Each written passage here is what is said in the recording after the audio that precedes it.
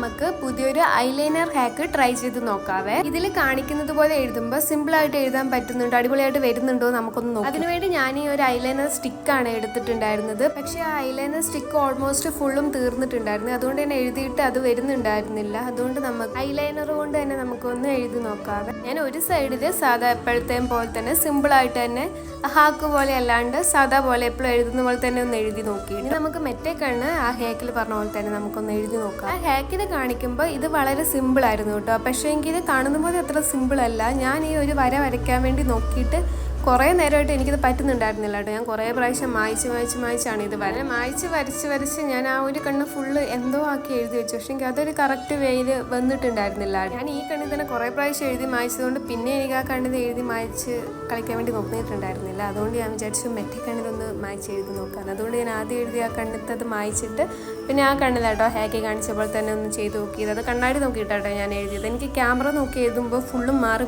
പോകുന്നുണ്ട്, ശരിക്കും ഒട്ടും കിട്ടുന്നുണ്ടായിരുന്നില്ല. ഹാക്കൊക്കെ നല്ലതാണ്, പക്ഷെ ഞാൻ എഴുതി വരുമ്പോൾ മാത്രം അതൊരു റെഡി ആയിട്ട് വരാത്ത പോലെ എനിക്ക് തോന്നി. എഴുതാൻ അറിയെങ്കിൽ ഓക്കെ.